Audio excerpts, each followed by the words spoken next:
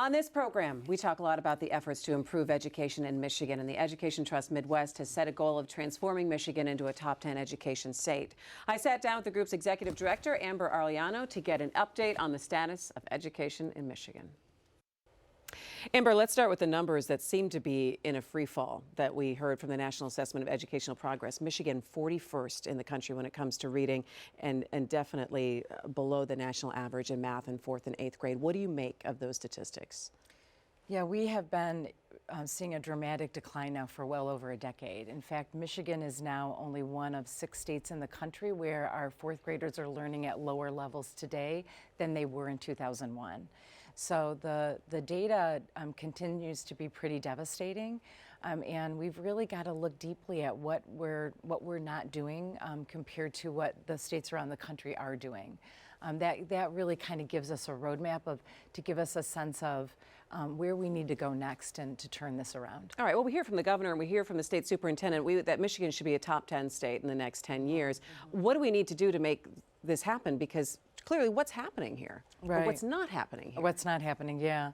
So what we know is that there are states around the country now that have been making enormous gains in student learning. For example, Tennessee, just a decade ago, was far underperforming Michigan for almost every subject and every group of students.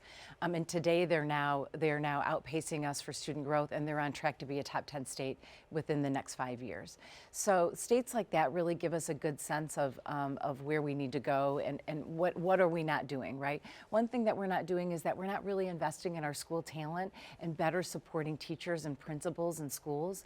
You know, anybody who's taught, my first job was as a high school teacher outside of Flint. It's a tough job, and teaching is very complex. It takes a complex set of skills that I think we often underestimate in our state.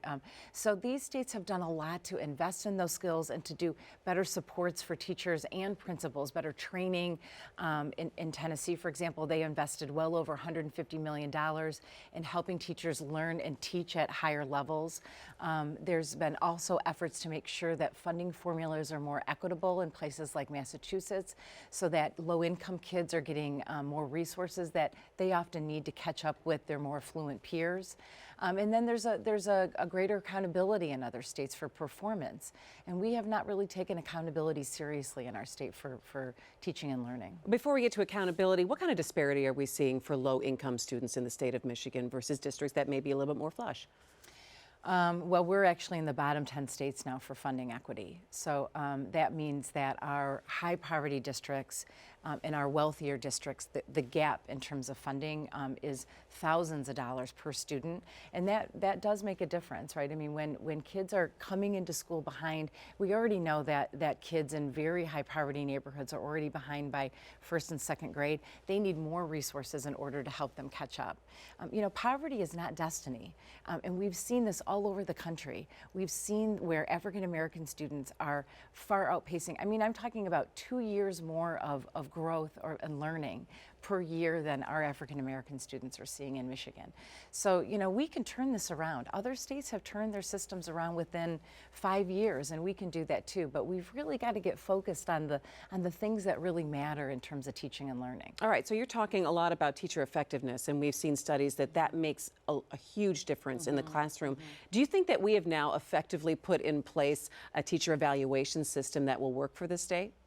Well, the good news is that we are on our way now, and that had been held up for a few years. The governor just signed into law a new teacher evaluation and support system for the state. We've never had that as a state. There are states that have now had those kinds of systems in place for more than 20 years. So we're now taking a step in the right direction.